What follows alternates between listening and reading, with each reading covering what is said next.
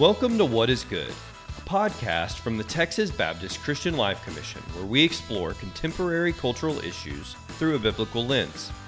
Micah 6:8 says that God has told us what is good, that we're to do justice, to love kindness, and to walk humbly with Him. So whether you're seeking a better understanding of how to live that out, or you're just curious to understand a Christian perspective of what's happening in our culture, we hope that you'll find today's conversation helpful as we discuss what is good.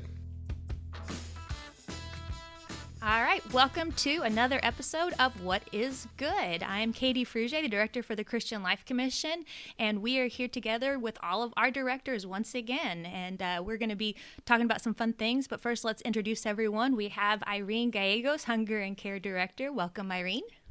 Glad to be here. And we have John Litzler, our Director of Public Policy. Hey, John. Hi, Katie. Good to see y'all. Good to see you, too. And last but certainly not least, our Associate Director and Director of Ethics and Justice. I'm not sure if that's your actual title, David Sanchez. We've got to figure that out. That was a fun intro there. I was going to joke with, like, you're not actually talking to me. This is an AI-generated image of me. But I like what you did better. Very good. We could have an AI-generated version of you. We could just capture your voice with 11 Labs and just let that voice lead the discussion. That would be fun. Can it grow better facial hair than me? Because that would be so unfair. AI would be pretty impressive if it could start growing facial hair. It would cause a lot of existential questions here. So, as we kind of already tipped our hat to, we're talking about AI, artificial intelligence today, and it's an interesting topic. It's part of our technology focus that we're having for the CLC for this first quarter. We are going to talk a lot about AI, but we're not going to cover everything because it is such a big and deep issue, and it's honestly an issue that's moving at such a fast pace. It's just something that's almost weekly you need to be checking in on or paying attention to because of just the nature of this. It's a conversation, just as you guys know, but to give some context to our listeners, it's an issue that I've kind of from a distance been following for quite some time, and so I've had the opportunity to speak and lead on this in a variety of ways. I don't even know if you guys know this. Y'all maybe heard to say this in other workshops. The origin for me in this journey of AI actually started back in 2021 when our then boss David Hardage called me into his office for a conference called Future Church. Do you guys remember Future Church? Yes. I remember. So he called me in and he said, I want you to do one of our keynotes, and I was very honored, and I was like, Dr. Hardage, what would you like me to speak on? And he said, I want you to talk about something that's coming that I need to know about that I don't know about yet. I was like, what kind of an assignment is that? Like, that is pretty broad. Started with a conversation really looking at that there was sensing in 2021 something happening in the field of technology that just felt like we were on the edge of something big. We weren't really even sure what that big thing was going to look like, but there was just a sense that something new was coming.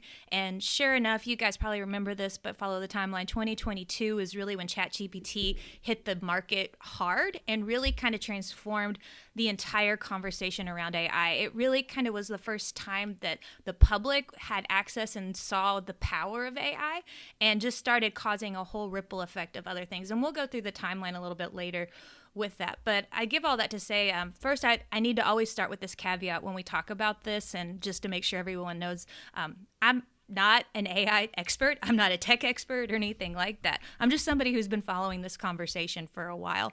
And so I'm sure even in this conversation, there'll be times where somebody who's maybe is an AI expert or is aware of that might be like, that's not really how that works. And so it's a lot of times it's trying to explain, though, to, especially to parents, to ministry leaders, from a lay perspective, kind of what's happening at this very high level of very complex things. And so that's my first caveat, is I'm just somebody who's been following this for quite a while. But I will say I've had the privilege and the opportunity to talk about this literally all over the world at this point. It's been a huge blessing. I was able to talk about this at BWA in Brisbane, Australia last year. I traveled to different states to talk about this. I've been able to go all over Texas and talk about this. And one of the interesting challenges when we go and have these conversations is the broad range of comfort and familiarity that different people have with it. I've been in workshops with 90-year-olds who have no idea what AI even is. I one time, kid you not, went to a presentation and the guy thought it was a presentation on something called OWL. So that's kind of, complete unfamiliarity with it. Then you've got other people who are daily users of AI in some capacity, and they're looking for ways to up their game to be more effective and efficient in it, and just looking for some guidelines or thoughts, on how to better use AI. So it's a huge range that you have, across daily life when it comes to that. So I thought, just in the full disclosure, let's put our cards on the table. I'd ask you guys, on a scale of 1 to 10, what is your familiarity with AI? If 1 is like, you don't use it, you don't touch it with a 10-foot pole, to 10 being you have a secret chat best friend. Where are you guys on this? Are we best friends with a chat bot, or are we not touching it at all? It's funny because when you said a chat best friend, I thought, do I even know what that means? So we'll go there. I'd say I'm probably a 3 or a 4. If I think of even diffusion of innovation, I'm typically a late adopter to things. And so I want to say maybe a 3 or 4. Great. So you maybe use it somewhat, but you don't feel like you use it that much, kind of more just kind of dabbles in it. Yeah, I'm a every other day user, but I'm not into a whole lot. It's almost like a search engine at this point. Yeah. Actually, that's interesting. That is the most common use of it right now, that it is quickly replacing Google. Yeah, it's been integrated with search engines. So when you type in the search thing in the search bar like you used to do with Google, the first thing you get is an AI summary, usually of what the content in the below web pages. And so if you don't have time to click through or look at the web pages, it's like a summary of what you're going to find in those popular searches. So I use that all the time. Yeah. I would say I'm probably a 5, maybe a 6. I've tried multiple platforms, so I've downloaded 3 or 4 different AI apps and stuff on the phone just to try them all out. But I don't do much with them. I certainly don't tap into their full potential. I create videos. I created a funny video. It's an easy way to make memes and stuff like that. I created Are you a Sora user? Do you make the funny videos on Sora? I do. So I use Sora and ChatGPT. Oh, we need to see some John Sora videos. Well, I don't know if I sent y'all the one of Steph from Halloween in her Elphaba outfit, but like we animated it, so she's flying off on the broomstick or whatever, and that, of course, that's AI. I love it. So I don't know where that puts me, but I don't use it. I talk to attorneys who, I won't name any names, but they use it to like draft their correspondence and sometimes even like pleadings, and I don't use it for that. Yeah, I wouldn't say I'm a 1, but I wouldn't say I'm not a 1. I thought you would say that. I know AI really well, but I play whack-a-mole with it. I just hate seeing it popping up everywhere. And I think the main thing for me is I never want to use it to shortchange the creative process, whether it's writing a book or article or sermon. I don't use it for brainstorming or for smoothing out my manuscript. I feel like that takes away my unique voice, and it takes away time really wrestling with God about his truth and how to present it. And I don't use it to shortcut genuine human interaction. So I don't even use it for auto replies to an email. But I have often used AI summaries in search engines, although I quickly get annoyed by how often I find them to be wrong. I feel like those AI summaries are still so wrong so much of the time. So, John, you saying sometimes that's all you look at. I'm like, oh, no, John. But I'm sure you know when to research and when not to.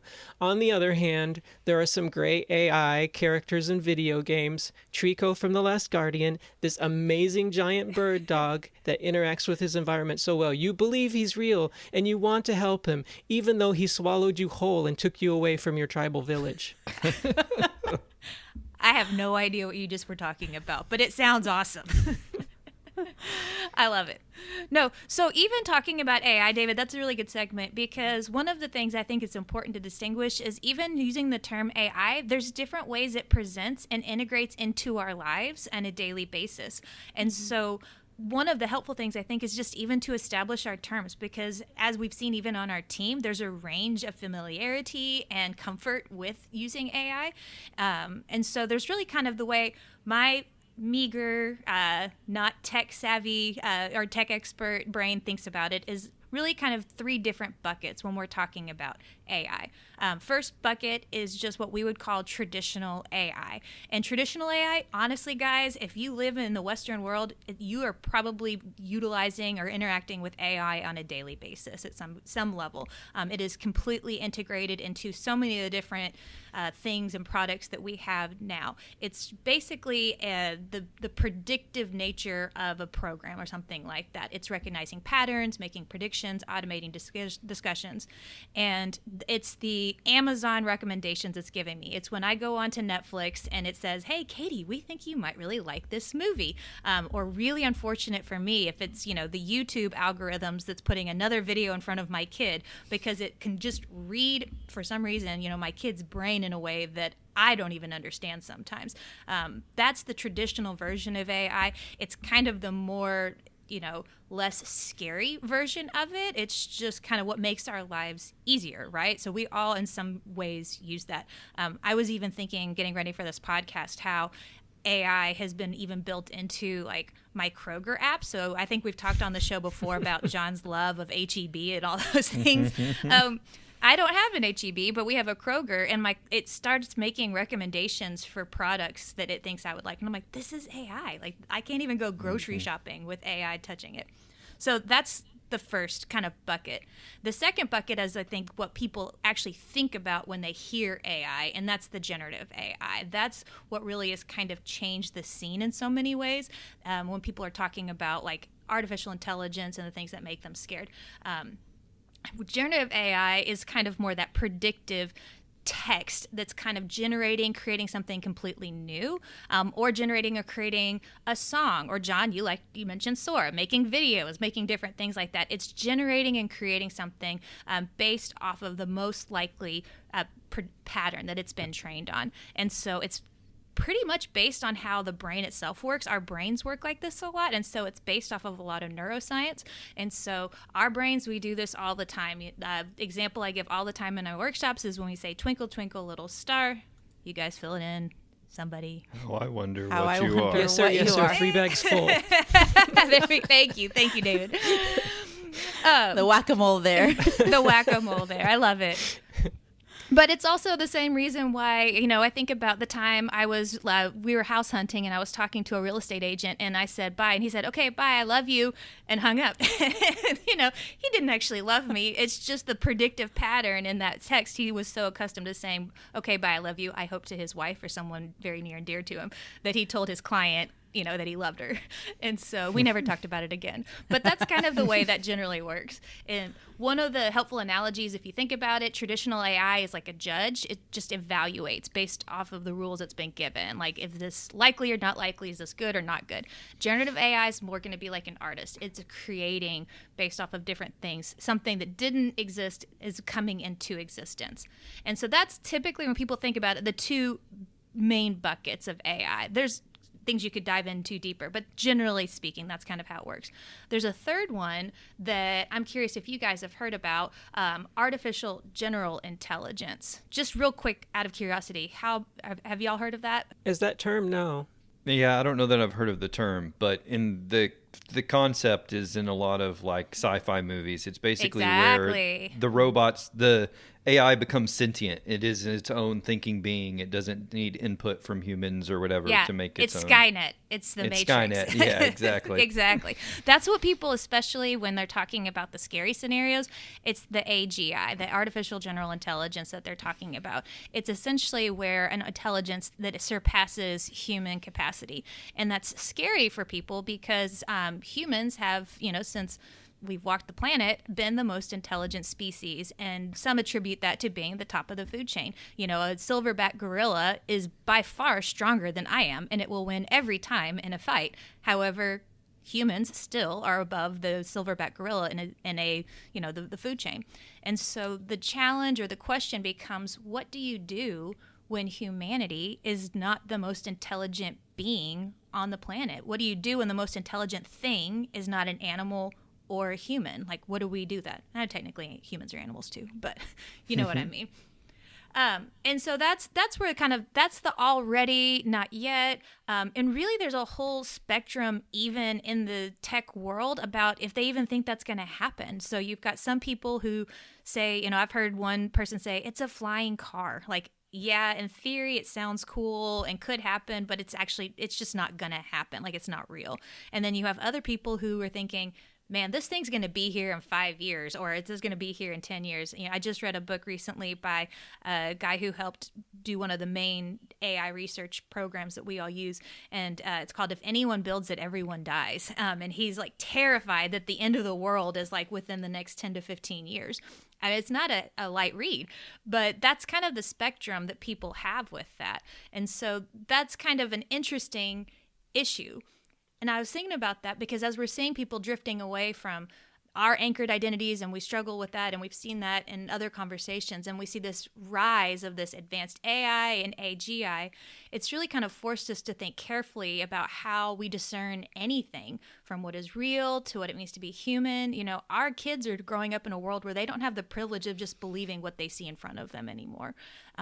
There's some deep questions, and I was curious, just kind of even with that overview, like how does that land with you? Where does that take you kind of thought process hearing some of these things?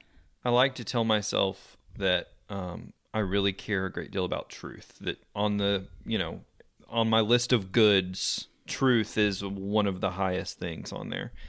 And it has become and is becoming increasingly difficult for people to know what's true, including for me to know what's true.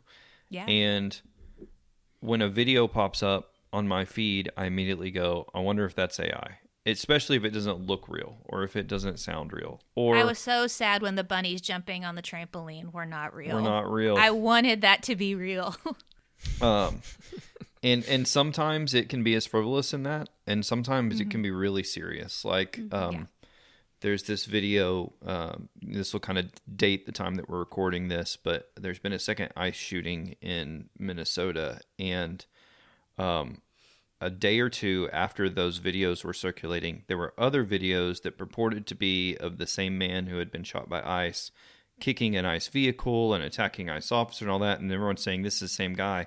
And the feed was filled with, this is real, this is fake, this is AI, stop sharing this. And no one knew whether it was a real video of this guy or not.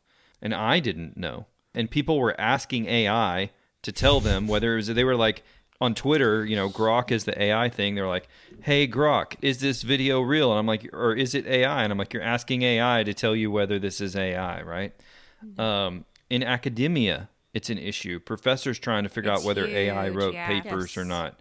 We've graded scholarship essays or scored blind scholarship essays for Micah 6.8 where we're like, I'm pretty sure this is AI. And sometimes there are some dead giveaways. But, there are AI programs where you put the essay in and it tells you with 97% certainty, 85% certainty that this is AI. Again, AI telling you, yes, AI created this, right? And giving you a percent chance that it's human versus AI. And so it can be challenging to know what's real and what's fake. I've heard other people who ran their own original writing, didn't use AI a bit, they still came forward and it's like, oh yeah, there's like 97% certainty AI was used in the content. And they're like, no, it wasn't. Like, how does it do this? I wrote it. Yeah. So people are trying to rely on AI to figure out what's real and what's fake. AI can't tell what's real and what's fake. Y'all probably heard the concept of deep fakes, videos that look so good that, and that kind of stuff gets me very concerned about, say, for example, a deep fake video of a national leader or something that looks real and sounds like that person is saying or taking some action that they're not, and how that can lead to international conflicts and all of that kind of stuff. We're at a time where the leader themselves might put that video out. Right. That's true as well. The White House currently uses, I don't know if this is what Dave was alluding to, but the White House uses AI all the time, and they pass it off as, this is a joke, this is a meme, this is, silly. But then I think about all the people who don't know what the White House's official, since it's coming from an official government account, they may think it's accurate. They may not realize that it's a joke. And so, what I think about that's here now, I know there's kind of the doomsday book that you referenced, Katie, about if they build it about AGI, But this is even without AGI. This is just not knowing what's real and fake between generative AI. It seems like it's creating a crisis of truth, even. Like, it's just, we haven't created the guardrails to be able to affirm or decide one way or the other for sure, when looking at something, is this AI generated or not? When you combine that with things like confirmation bias, where if it is a view we already hold, we want to believe it's true, so we don't want to do any digging or investigating, it can be very concerning. And I think with that, to me, what's even concerning is going back to, John, you alluded about kids. Like, what are our kids growing up with? And I think of a project, and I don't even remember what grade that this was in, but certainly early elementary school for me. And we were barely learning how to use the internet, and how to, like, it was a project on Egypt. I remember that vividly. And I remember the teacher asking me to redo the project because she said, this is plagiarism. And I thought, well, I followed the instructions. I was supposed to go onto the internet and search this. And I remember just being so confused at a young age of that's how I learned what plagiarism was for the first time. But I thought I was just following clear instructions to learn how to use the internet. And so I think of that now, and I think of my nieces and nephews who are in high school age right now and learning AI. And one of them said, it's interesting. I didn't believe that we had to do search engine or searches through AI for our assignment. But I feel like this, I told him, I said, this is a time where you get to learn the best ways to use it, because on the one hand, it's like if you don't learn it now, you're going to get left behind when it comes to job availability or just the ways that you're able to grasp this as a task in the workplace. And then on the other hand, how do you help someone who is a teenager or even younger grapple, if we're wrestling with this, what is true, how do you help someone younger to understand that and wrap their minds around? You have to go through a process to really dig deeper. And I think even going back to something David said earlier too, of especially even if it's something that you're asking questions about the Lord or something spiritual, not letting that take away from the discernment of the Holy Spirit and allowing the Holy Spirit to do its work. Absolutely. Yeah, Katie, I want to go back to what you said about humanity's intelligence and sometimes how we think of humanity in terms of intelligence. And I guess where my mind went was, if we're defining humanity by intelligence and intelligence alone, that really gives AI a big leg up over us already. Yeah. It's like, who's the more human? Well, who's the more intelligent? But if we define it as reflecting God's image, bearing his image and reflecting his image by loving God and loving others, is that something AI can even do? And then, of course, there's the Terminator 2, Arnold Schwarzenegger's character, gave his life for John Connor, but he was just following his programming. That wasn't a willful choice to commit. Just spoiled the movie for me, Greater David. love has no AI, has no cyborg than this. Oh my goodness. But I guess what it then made me think of is, well, how do us as humans usually view and value humanity? And if we're valuing each other based on love, we're always going to see AI as falling short. However, if my way of thinking of humanity, and sometimes this is how we think of it, is humanity is what other people can do for me. Humanity is getting others to serve me. I feel like there's a real danger in AI there, because AI has zero needs and all it does is serve us. Yeah, that's a good word. Yeah. It fits in well into a utilitarian world where it's all about, a cost-benefit analysis of what you provide, what resources you provide versus what resources you take up. Yeah. It doesn't fit well in a biblical worldview of how we are to view others and to view, human beings. It's an interesting word, intelligence, because for so long we've taken it to mean knowledge a lot of times. And so AI is going to have a lot of knowledge. It'll have access to everything that's ever been written, everything on the internet. We have so much knowledge at our fingertips. But there's another aspect of intelligence, which is wisdom. And we've got a world that's full of knowledge and that is severely lacking in wisdom. And this kind of goes to David's point a little bit too about some of maybe the morality type choices or something like that you might have to make. I like James Bond movies, and there's a James Bond movie where the tech guy whose code name is Q is talking about how much better he is than Bond because Bond's a blunt instrument and he can do all this stuff on his computer, and he says I can do it in my pajamas before my first cup of tea. And then Bond goes, then what do you even need agents for? And he says, occasionally someone has to pull a trigger.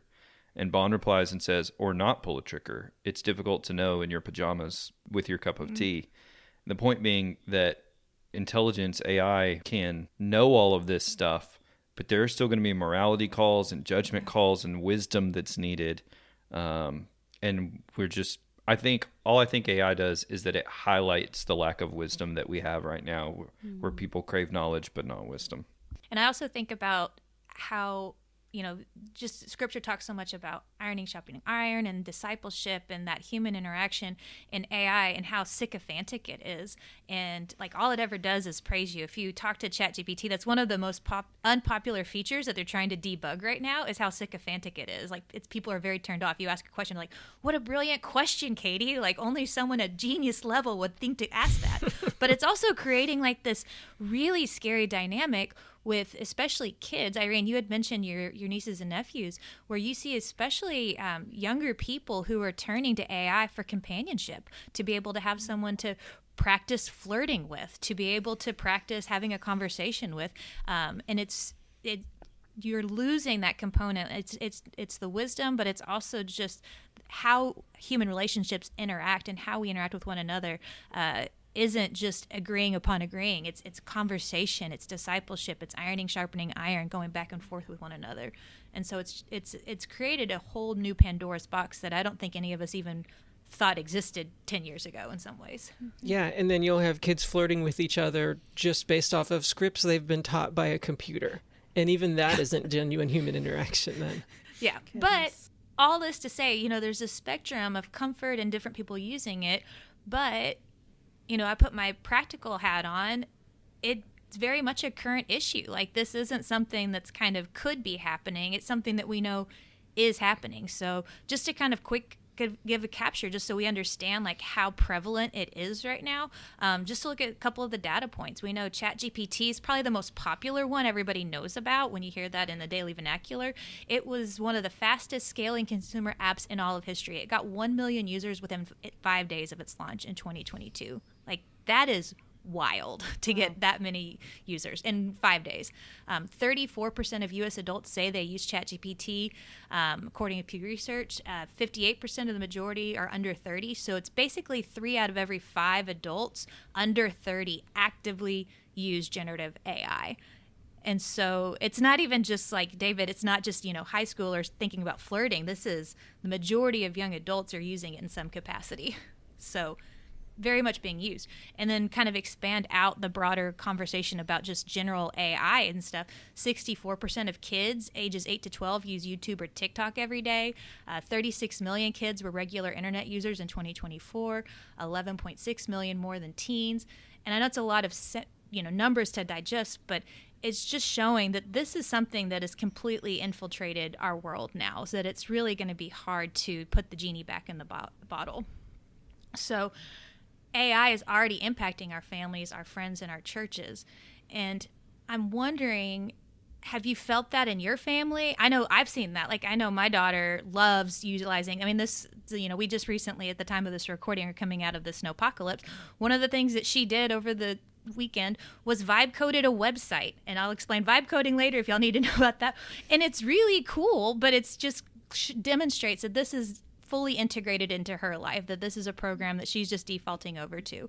And so I'm curious if you guys felt that in your life or your church family, and why do you think this particular cultural moment makes AI a spiritual issue? We've kind of already talked about that a little bit, but I want to push on that a little bit more, and let's kind of go deeper into that conversation.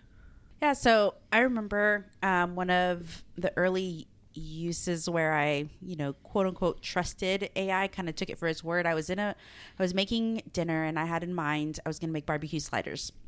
I started making the chicken. I had the sliders ready. And then I thought, I went to go grab the barbecue sauce and we didn't have any.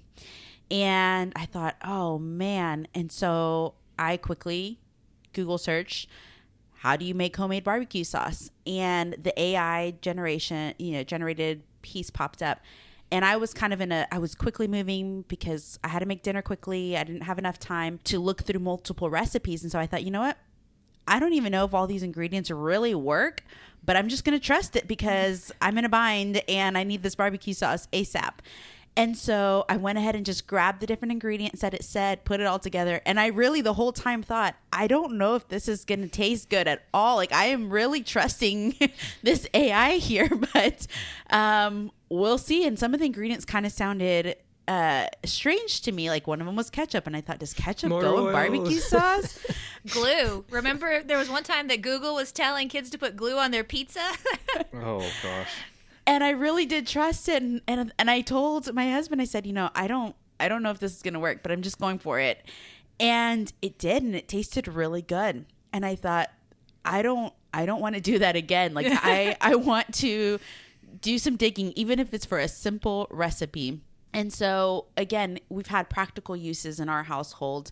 And the other day, going more on the spiritual part, the other day, my husband put in a group text a prayer, and I thought, this doesn't really sound like him. And so when I saw him in person, I said, hey, please don't tell me you use ChatGPT to write out a prayer. And he said, no, I asked it to improve my grammar. And I thought, oh, I mean, I guess, but it just didn't. I'd rather have my husband with poor, I mean, he does not have poor grammar.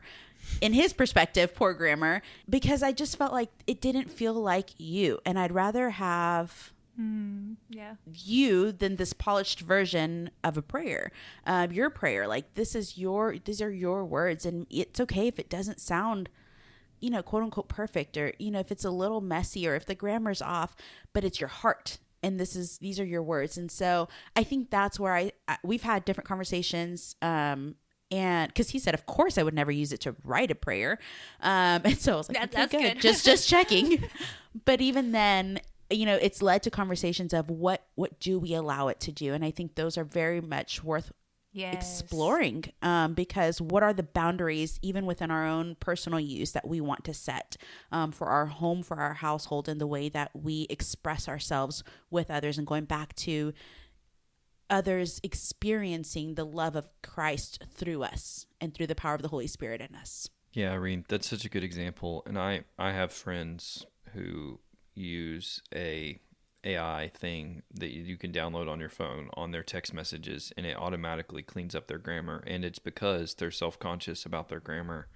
But then I get it, and it's clearly been rewritten or, restructured, or the grammar's been, I'm like, I don't want to have a conversation with a chatbot. I was texting to text with you, right? Not with a computer. But I think you tapped on something really interesting there, which is the use of AI to cover up either real or perceived deficiencies or inadequacies, or I'm not complete enough or strong enough or whatever in this area, so I'll use AI to help me with that. So for example, whereas I would never use AI to help me draft a lawsuit because I've been to law school and I've been trained and I feel confident and adequate that I've been trained accurately in that, I'm terrible at numbers. And I would be very tempted to have AI help me with a budget, at least a draft for a starting place to figure out where to begin. Because if you get overwhelmed by it and you're like, well, I don't even know where to begin. So at least AI can give me a start for it, right? But it's interesting when we're strong at something, when we're confident at something, I don't think we go, oh, I need AI to help with this. If we perceive we're really weak at something, it's, oh, this could be a lifesaver and save me a lot of time and help me figure out, how to do this quickly. And the reason, and to tie that back into what we're talking about with family and all that kind of stuff, I worry that my daughter's going to see it as an easy way out or an easy way to do things. And rather than practice or train or work hard, go, oh, I'm not good at that, or man, that's going to be a lot of hard work. I'd rather AI just do it for me, because then I won't have to learn it for myself. And that takes discipline, and that takes practice, and all of these important skills we're trying to have kids develop for them to just go, boy, it sure would be a lot easier if AI did that for me.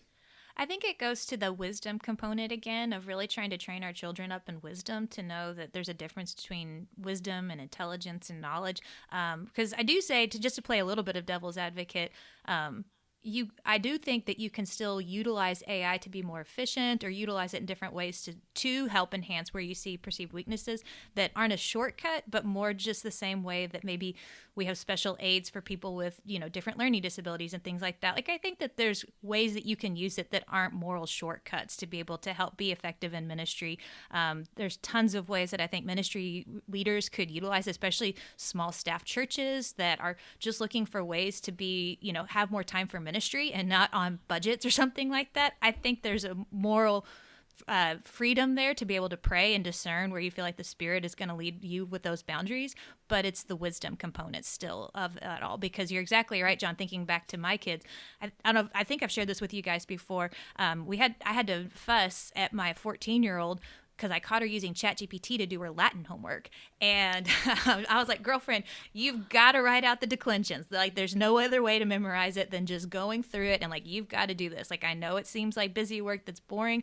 But it was interesting to me was that her response was, well, Mom, I use a calculator for my math. Why can't I use ChatGPT for my Latin? Those had become kind of analogous in her mind the same way. And so that was just an interesting insight into her worldview and how she's perceiving this technology. Yeah, it can be a fine line between technology to aid learning and then technology doing it all for you where you're not learning. Yeah, I guess for me, just my heart grieves when I hear people using ChatGPT for something that they could go and ask someone else for help for. So I'm looking at the screen and John's like, what if I needed help with a budget? And Irene is right there.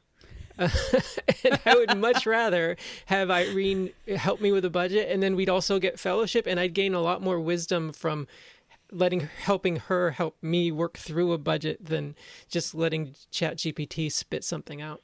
Yeah, to be clear, I'm not promoting it. I'm saying it's a negative when we let our perceived deficiencies or whatever. I said I'm tempted to do that, right? Yeah. Like, I'm not tempted in an area I'm strong and I'm tempted in an area I'm weak. When you're right, that may not be the best thing. Like, it's a temptation because it's right there and it's available. And, ChatGPT doesn't get bothered if it's busy and I ask it to help, the way Irene might be really busy and not have time to help me or whatever, And that's true of a lot of AI's replacement of human interaction, right? We're trying to remove risk or harm or the possibility for embarrassment. And if I practice flirting with an AI source, I'm not going to get my feelings hurt like I would if it was a real girl and she rejected me or said something that hurt me or whatever. So how can I remove risk? And often that means having to remove human interaction. I'm not saying it's a positive thing, but it's very tempting. And I think, Katie, when you mentioned the efficiency, that is very possible. So I think in a local church context, we just transitioned home churches. And in that transition, I wanted to make sure that all the different responsibilities that I had at my previous church were taken care of. And so I used ChatGPT to say, just kind of brain dump and to say, here are all the different tasks. And can you help create a timeline where I can train people on XYZ tasks? And so I still reorganized it and made it and tweaked it afterwards, but I used it to just kind of brain up and say, okay, instead of me just writing this all out, I just want something to go to say, okay, how can I create a quick timeline of events to say I'm going to train on these things? And so I think that's and I'm still going to have the interaction. It's not like I'm saying here, give me links to train people on these things. I'm still going to have the human interaction to train others. You're not going to have Sora make it. Yes. But it did help just with efficiency to just say, here's something quick and easy. And here's the game plan, guys. Yeah, absolutely. Well, and that's a really good segue, because I think one of the things I wanted to highlight is this is a spiritual issue. It is a modern issue, and it's something that we're going to have to grapple with. And honestly, the genie is out of the bottle on this, especially for our kids growing up right now. Even just job proficiency. Majority of professors say that their students that are graduating are going to need to be able to utilize AI in some capacity for future jobs that are out there. And so it's there. And it's definitely something that I think is going to continue to get baked in to just our everyday lives. So with that in mind, I've thought through just a few different things, some ethical considerations that if you are going to use it, like maybe we should be mindful of this. Maybe we should, with wisdom, think through how are we going to use this. So there's a few different things I think we want to be mindful of as we think through what ethical considerations do we need to be aware of. And the first issue that I think we want to raise and be alerted to is just this idea that no AI is neutral, that AI often has a facade of neutrality that is just a complete farce. So when you talk about AI, when you're engaging with it, it's embedded into it all sorts of presuppositions, beliefs. Claude is Anthropic's chatbot recently was leaked its constitution. It's basically like the ground rules that it has to abide by. And they may be great, but they're not net neutral or anything like that, that all of them have baked in things. My thought is that they're being built by humans with a sinful nature, and that sinful nature, as much as we try to keep it at bay, it's going to leak into everything we touch in some capacity, and that's going to make it manifest in the different AIs. Real easy example that you can look to that for is I've done examples with looking at chatbots that were built in China versus chatbots that were built in the United States, and they both have very different responses when you ask it to tell you what happened at Tiananmen Square, because the people who are building it have a lot of preferences and opinions and value systems that are being embedded into that system. So it is not giving you neutral information. So when you plug in a prompt on a generative AI thing, what it's giving you back may on its face look like it's a net neutral, but it's just not. And so that's the first thing I think, especially as we're discipling and training up our kids, but even our church members and our congregations as ministry leaders are thinking about it. I think we should make sure that they're aware of that this is it's a farce of neutrality. John, I don't know if you remember this because this episode got delayed a little bit, but before we recorded this episode, you shared with our group text an interesting story you saw on social media. And I was wondering if you remembered that, and if you did, if you could share a little bit about what you read and what your immediate reaction was. Yeah, I think I do. It's the one about the AI Jesus, right? Is that the one that I had shared? It's St. Peter's Chapel, which is in Lucerne, Switzerland. And they have an AI Jesus in the chapel that you can go and talk to. And, they try to give these caveats about it's not the same as talking to the priest. The priest will actually be there. It's a computer. You talk to it at your own risk or whatever. But people are really enjoying coming and talking and confessing and saying things to this AI Jesus. And I love that you put it at this part of the talk, Katie, because you said AI is not neutral. It's created by people, and people, even if they try to have a good constitution or rules of what they're going to be the rules for the way we're going to program this, they're still flawed, sinful people. And so it just really flips things. As a matter of fact, it's called Deus in Machina, which means God from the machine. Oh, gosh. And so it literally flips things on its head, right? Instead of God creating man, creating machine, it's man creating machine to play God.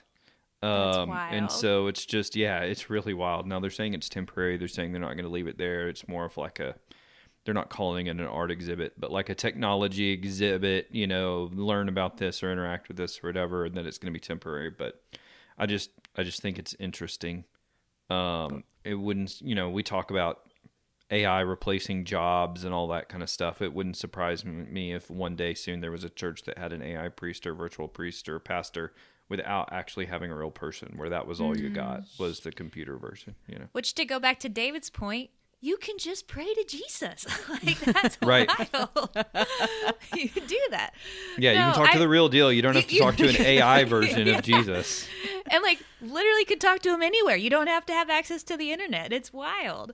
Man, so, David, in light of that, what are some scriptures that come to your mind when we think about things like artificial Jesus and this facade of neutrality that these programs bring?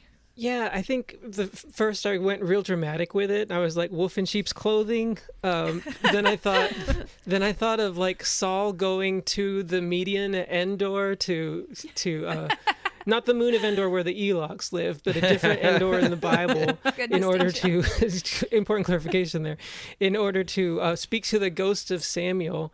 And it's like, man, what going out of your way to try and get information in a way that you shouldn't when you could have just talked to God. It's a unique situation though, because God has like full on shunned him at that point. But I think the actual passage that I'm most drawn to is simply just James 5, confess your sins one to another. That the idea of going to an artificial priest, you're not getting any accountability from that. Like the Bible doesn't just want us to confess our sins to God. He wants us to confess to each other for a reason, so that there's a healthy type of guilt or shame that leads to repentance and accountability.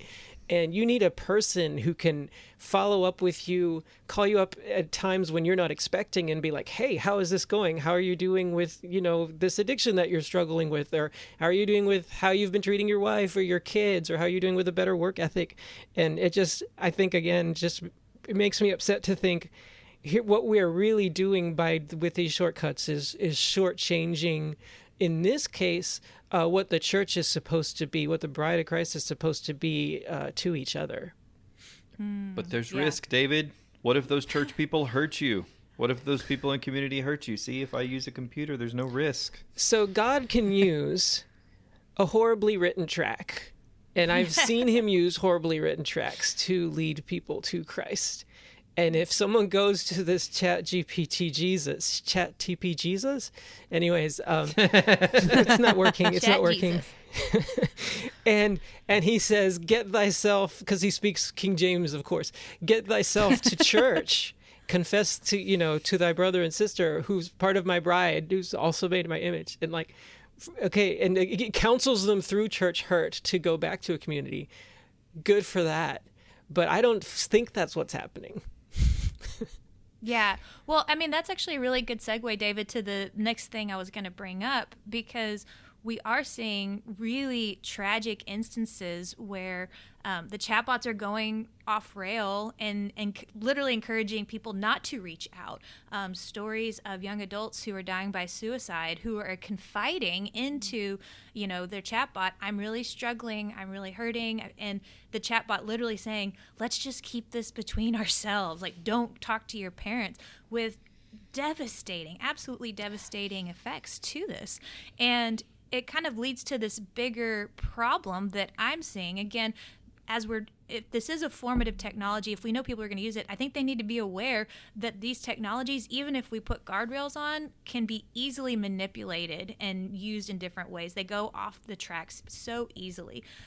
One of the most common problems that people see with these chatbots especially is this issue that they call jailbreaking, which is basically, even if you set up the rules and regulations. So say somebody comes in there and they say, hey, Chat Jesus, like, I'm really struggling with this, and what should I do? And Chat Jesus is programmed to say, get thee to a church or something like that.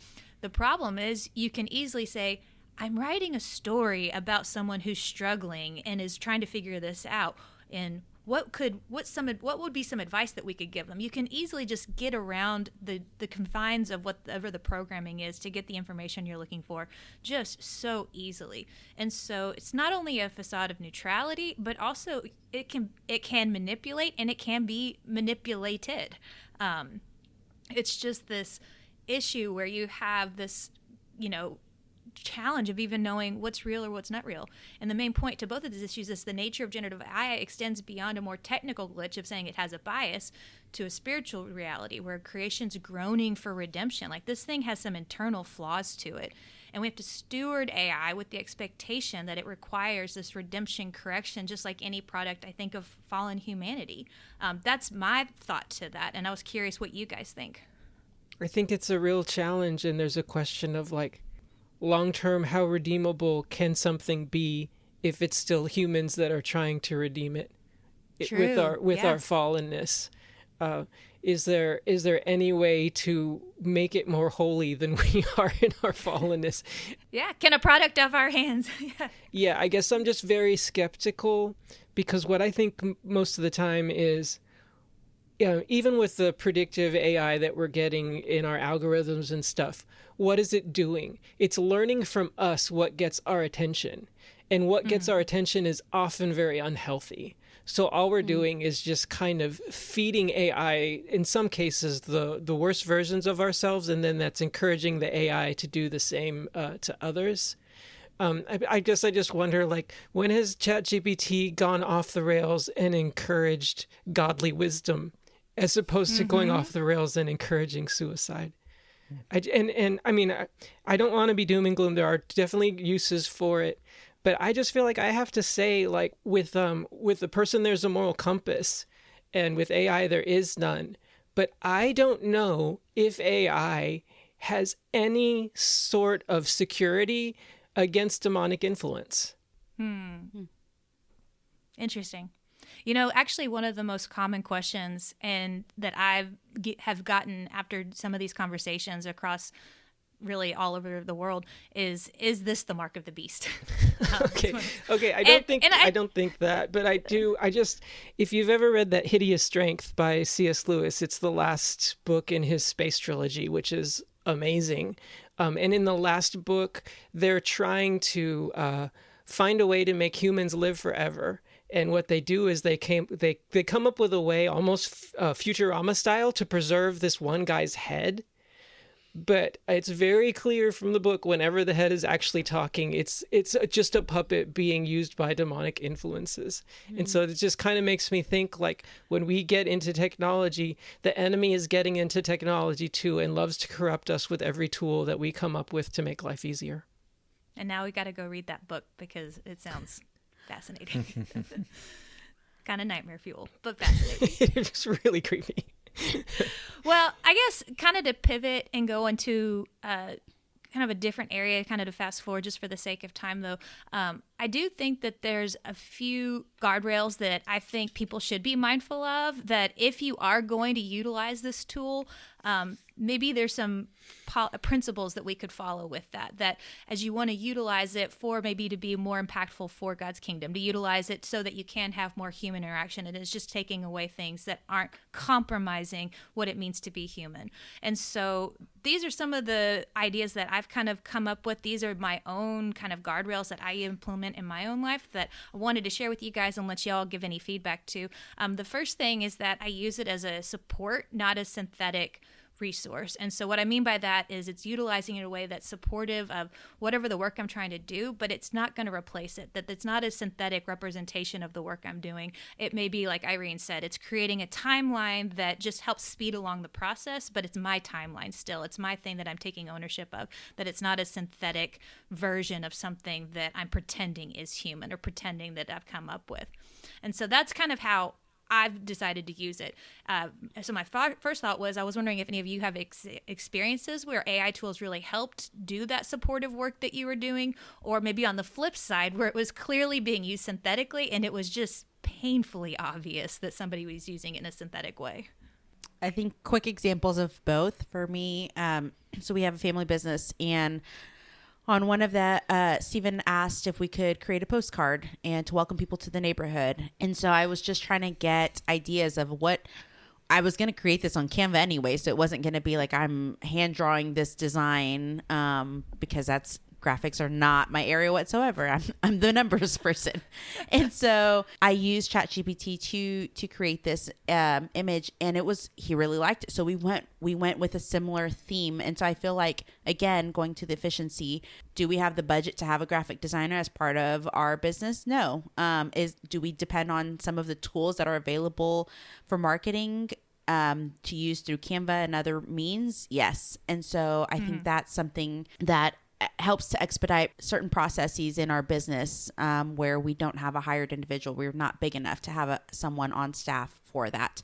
On the flip side, where it's painfully obvious that someone used AI, we were in a situation where someone forged a letter on our business's behalf, and we took it to It was a realtor. We took it to their broker, and the reply though was fully chat GPT like, with the bolded titles, and even M the dash, all the things, emojis, like everything was just a copy and paste reply. And I thought, what is this? This is a serious matter here, and you're just using a chat GPT reply to copy and paste. Like, this is not okay. This is business here, guys. And so it was frustrating to think I need a real response, not just an AI generated response. Yeah, it almost like it here. dehumanized you in that process. Like the fact that he didn't even give you the decency of an actual response and just had a chat bot, put something out, kind of is a dehumanizing act itself. Yes.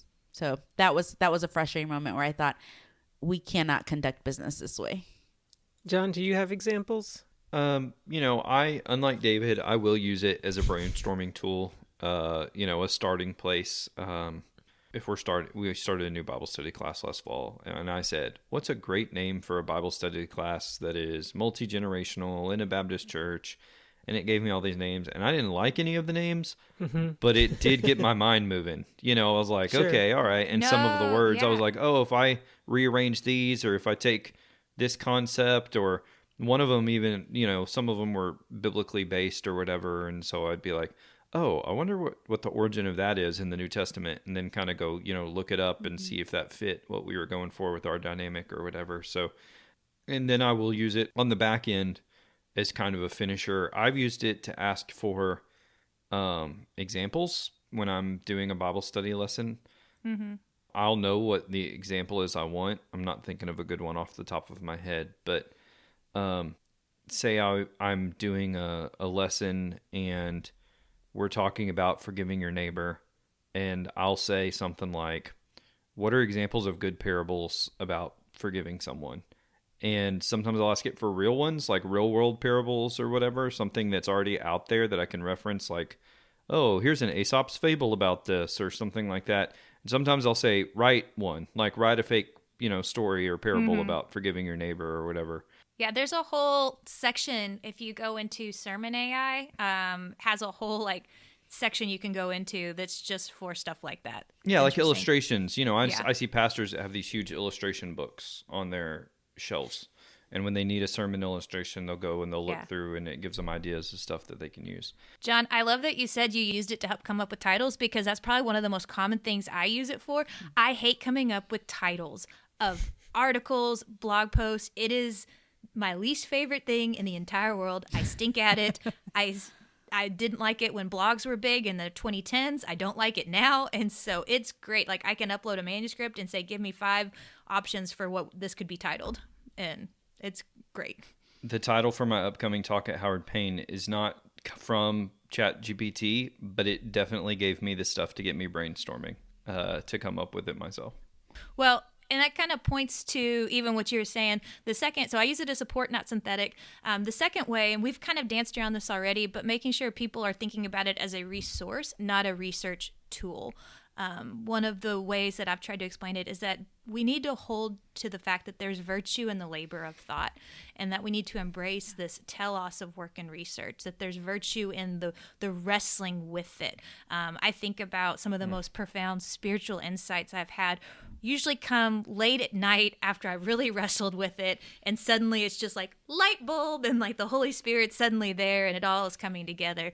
And so you want to hold to that and not let it replace the research kind of struggle that people are having. It's a great resource, but it's not a research tool. And we've already talked about that a little bit, kind of danced around it, but I wanted to explicitly say that, especially because one of the most common concerns that I've heard from our next gen youth pastors, children's pastors, is youth using it as a research tool, of kids utilizing it to write the paper, to cut the corner and things like that, and really kind of losing the skill of research, and kind of losing the skill of articulation and struggling through thoughts. That was fascinating to me, and I was curious what y'all's reaction was to hear that that's kind of the number one concern from our next gen pastors right now. I'm not surprised. I mean, I think just a few years ago when I was an adjunct professor, that like the there was lots of concern over that. And how do we have tools to help identify the AI? You have tools that help to, rate how much of this manuscript, how much of this is plagiarized, and so how does it truly capture that? And so sadly, I'm not surprised, again, going back to our sinful nature, I think sometimes there's that, how can I use this for my benefit and not in a good way? Mm-hmm. Yeah. So I think it's important to be, thinking through that as a resource tool, not a research tool. And then, we didn't even really go into this. We touched it a little bit, but just kind of throwing it out there, making sure people know, if you're listening, AI can and does hallucinate. Hallucination is when it doesn't know the answer to something and it just makes up an answer. And David, kind of back to your point about kind of more evil influences, it's fascinating to me that this program that's made in our image, when it doesn't know the answer, defaults to deception. That's just, it doesn't know it's doing that, but that's what it's doing. Yeah, and I think of just just Philippians 4:8, right? Just the very first few words, whatever is true. Like there has to be an emphasis on the importance of truth. I feel like with next gen pastors and leaders, just showing what the world looks like when you can't believe or trust anything, and that it becomes a very anxious world in which to live, where there's not some foundational truth that you can rest on and that you can seek out and that you can uphold and treasure. And I think along with that, then it's not just teaching people how to research, but Katie, you all know, you've done research before. Even the books we pick up, there has to be a healthy skepticism of them. Even a book that's not written by AI, I want to know the presuppositions of this author going in, so I know what angle they're coming from. And that's a level of research that takes a while, and it does take effort. And what it defaults me back to is, in an age where everything is becoming easier and easier and everything is at our fingertips and we have so much abundance and so many things that can just be done for us, and yet it's amazing how unhappy we are, how depressed we are, how miserable we are. We're really just missing a biblical theology of suffering and of joy in trials. You can find joy in the trial of working on this paper for yourself. And there's so many scriptures, there's so much that scripture has to say about how it's going to help you relate to sufferings of others, how you'll be closer to God when you're going through suffering, about how it reminds us that when we're weak, he is strong, and it strengthens our faith, and it improves our character. Oftentimes when we suffer well, our Christian witness is increased. When we suffer, we can experience the care of God's church as they weep with us. Like, there are just so many ways that we can be like, yay, this is a trial. Oh, let's rejoice in it. It doesn't have to be our only response, but it has to be in there, because right now it's just complaining and get me through this. And it's just everything is being spoon-fed. Now, I feel like every generation has always said that of the lower generation. And there's always people who make it through who still, do okay. But it just seems... it's maybe stereotypical for me to say it, but I feel like it's worse now than it was before. Well, I mean, in some ways I don't think you're wrong, though, because there is something fundamentally shifting, that this is a new challenge. It's a new, and I know every generation has this, but it does seem to be, people are all kind of in agreement that something is shifted, that this is fundamentally different than what we've seen other generations face in the past. And so, kind of as a conclusion, just to wrap this up, I think the final thing that kind of guides for me, kind of in line even what we've been saying, is I think every Christian needs to be intentional and prayerful about what are the boundaries and are going to be for you utilizing this technology versus the benefits that you could see. Because I definitely see there being benefits to it. I'm not on the super negative, pessimistic side of it. I see the opportunities, especially for, churches and pastors that have smaller staff and things like that. I think there's a lot of administrative tools that this stuff could do to make you more able to have kingdom impact, to be able to have more ministry opportunities. And so I think it's great, but I think it is incumbent on us as individual believers, as disciple makers, as ministry leaders, to also decide and prayerfully come up with where are those boundaries going to be as well. I even encourage churches to intentionally think through and be open about where your AI use is going to be and where you're not ever and go ahead, pastors, tell your congregation, I'm not going to use AI to do, XYZ. Obviously, we don't want it to write your sermon, but what else would you not want to utilize AI for? And so I think that's something that everybody needs to, pray through. I don't think that there's just a cut and dry answer to this, that I think that it's dependent on the Holy Spirit's leaning and where you feel like he's put those boundaries and benefits for you. But I think it's something we need to be intentional on. Well said. Yeah, I'm glad that you're giving pastors and other lay leaders these tools, because again, I've sat in on one of those workshops before where we went through the whole AI process, and Katie went through the whole workshop, and then this sweet elderly lady at the end just had a question about something on Facebook, and I don't even know if it was logging in or sharing something. Like it was like Facebook use, and so she wanted to know how to hide a post on Facebook. So, like, you could ask ChatGPT how to do that. So is that your response? So the range of questions is so far wide, and so I'm very thankful that you have equipped a lot of our church leaders to be able to navigate through the thought process, but also the practical use. Well, honestly, there's a lot more to this conversation than we have time for in this episode. I wish we could go into it a lot. There's just so many different other angles and branches we could have gone down that we didn't.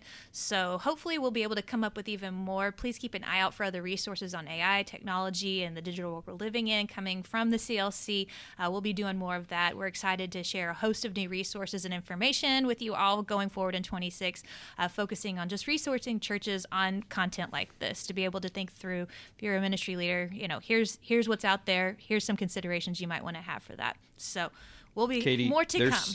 There's so much more that I think we should take a CLC trip to Lucerne, Switzerland, interact with AI Jesus, and then we can do a follow-up podcast. Trip. We can do a business trip. We can do a second podcast and follow up on what we've learned.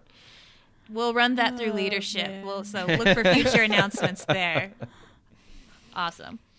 Well, guys, great conversation and great answers to all these things that, as we always do, we don't end it on a high note or a note, we end it on a good note. And so our final question for all of you being, what is good?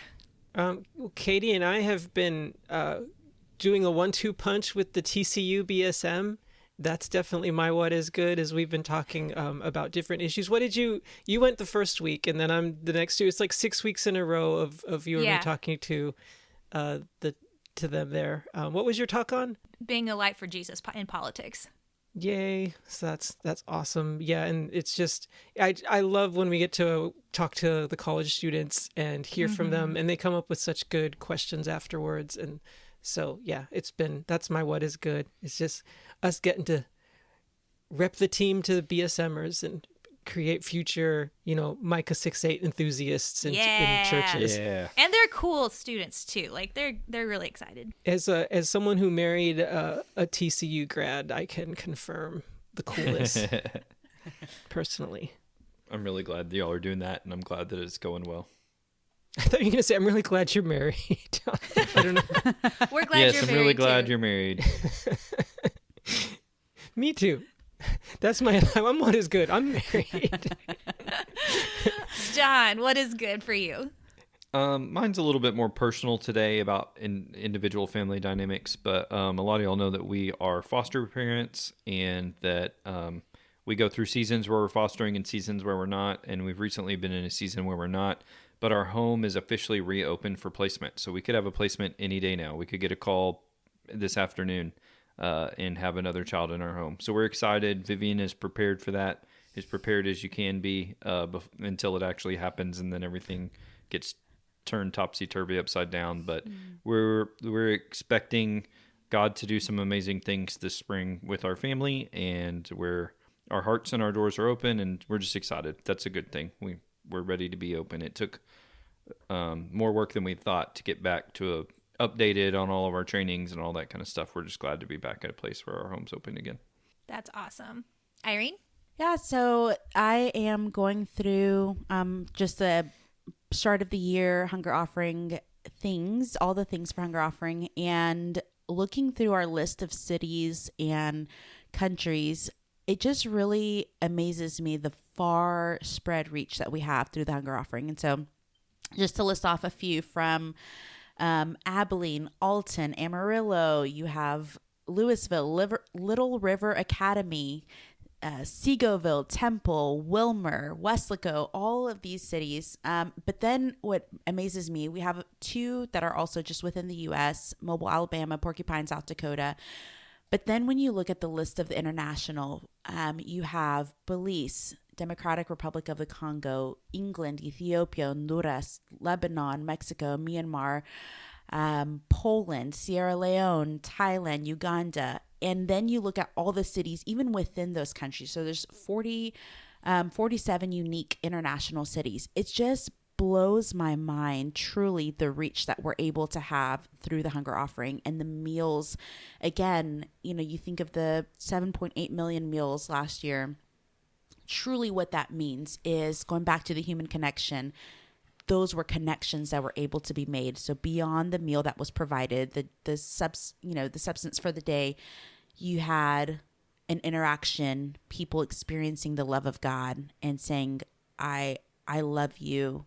I am providing this meal. We are providing this meal in Jesus' name. And I want to build this relationship with you because I care about you, because God loves you. And so I'm just, again, when I look back at the list of places in the far spread reach, it just blows my mind that we get to be a part of it. And it's truly amazing, the great work that so many ministries that are connected with the CLC through the hunger offering, what they're doing. Irene, I don't want you to think this is my only takeaway from what you just said, because it's not my only takeaway. But did I hear one of the locations is called Porcupine? The town is Porcupine, South Dakota? Is that what you said? That is correct. And it's actually an Indian reserve. Wow. There. I know exactly what ministry you're talking about. That's exciting. Neat. Well, my what is good is kind of going to date the episode, but we just came out of a week of being iced in, and I am one of the people who my what is good is a couple of different things. Number one, I do love living somewhere where at least once or twice a year we get to go play in the ice and snow. I like it. I don't like it day in and day out, and so I appreciate that we get to have a little bit of fun here in North Texas a couple of times a year where our kids can go out and sled and play in the snow, build snowmen and all of that, and then be able to safely return back to school after all the ice melts and all of that. So that's part of what's good.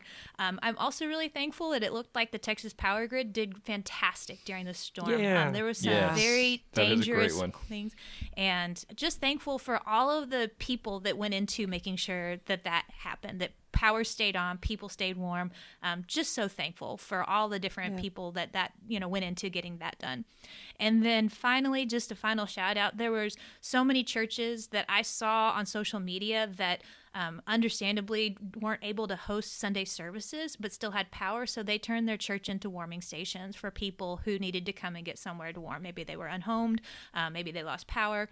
And I just thought that was the church. That's where the church shines the brightest. And so just thankful for our Texas Baptist churches that were able to stand in the gap and offer a warm place to rest, to get a meal in Jesus' name during this last cold snap. All right. Well, guys, thanks for this conversation. Hopefully more to come. And thanks for joining for this episode of What is Good.